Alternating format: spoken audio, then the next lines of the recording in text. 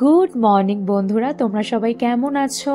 আশা করি তোমরা সবাই খুব ভালো আছো, আর আমরাও কিন্তু বেশ ভালো আছি। তো অনেকদিন পরে আমি সুস্মিতা তোমাদের কাছে একটা মিষ্টি ভিডিও নিয়ে আজকে চলে এসেছি। তো আজ শুক্রবার, আর ঘড়ির কাঁটা এখন সময় হচ্ছে সকাল ঠিক 10টা। তো এতক্ষণে তো তোমরা আমার ভিডিও টাইটেল আর থাম্বনেল দেখে বুঝতেই পেরে গিয়েছো আজকে আমি কি বানাতে চলেছি। তো চলো এবার দেখে নেওয়ার পালা আমি কি করছি এক এক করে। তো এই যে আমি এখানে নিয়ে চলে এসেছি কিন্তু সমস্ত রকমের সরঞ্জাম। তো নিয়ে নিয়েছি দুটো আমি ইভাপোরেটেড মিল্কের ক্যান, টক দই আর কনডেন্স মিল্ক। আর যেটা না হলে নয় সেটা হচ্ছে এই যে হুইস্ক, আর অবশ্যই দই বসানোর পাত্র।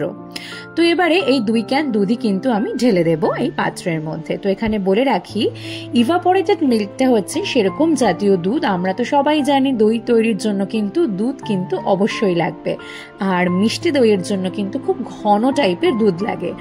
তো বিদেশে কিন্তু এরকম ঘন জাল দেওয়া দুধ বিক্রি হয়, যেটার নাম হচ্ছে ইভাপোরেটেড মিল্ক। তো এখন এই দুধটাকে কিন্তু আমি পাত্র সমেত এখন বসিয়ে দিয়েছি মাইক্রো ওভেনে, আর এখন ঠিক 1.5 মিনিট মতন আমি দুধটাকে হালকা একটু গরম করে নেব, কারণ খুব বেশি গরম করলে কিন্তু হবে না, তার জন্য ঈষদ উষ্ণ গরম করে নেব। আর দই তো আজকে আমি করব আমার আভেনে, তার জন্য কিন্তু আমি আমার আভেনটাকে প্রায় 200 ডিগ্রি ফারেনহাইটে 20 মিনিট ধরে কিন্তু প্রিহিট করতে বসিয়ে দিয়েছি। তো না হলে কিন্তু দইটা সুন্দরভাবে বসবে না। আর এদিকে এই যে এখন একটা চামচের সাহায্যে কিন্তু আমি দুধটা একটু নেড়ে চেড়ে নিচ্ছি, যেন গরম ভাবটা হালকা হালকা কেটে যায়।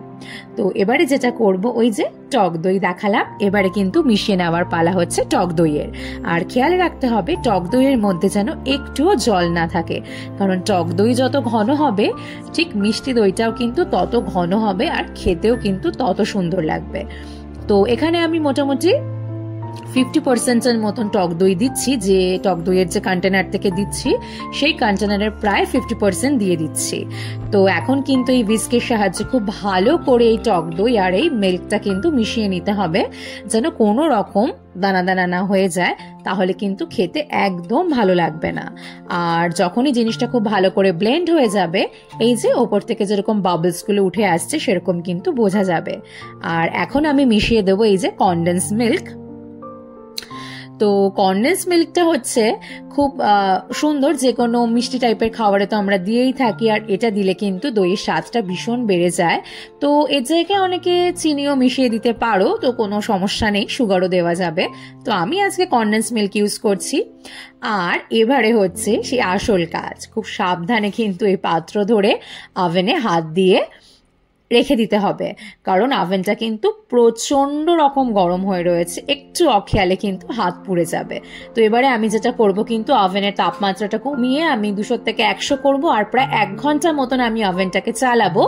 চালিয়ে কিন্তু ওই বন্ধ ওভেনে আমি 4 ঘন্টা মতন এই দইয়ের পাত্র রেখে দেব, আর তারপরে কিন্তু সেটা বার করে সঙ্গে সঙ্গে ফ্রিজেও রেখে দেবো প্রায় 4 থেকে 6 ঘন্টা, তো মোটামুটি 10 ঘন্টা।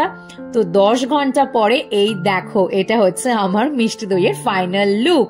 স্বাদে গন্ধে কিন্তু অতুলনীয় হয়েছে। আর আজকে ভিডিও কেমন লাগলো তোমরা কিন্তু অবশ্যই আমাকে জানাবে।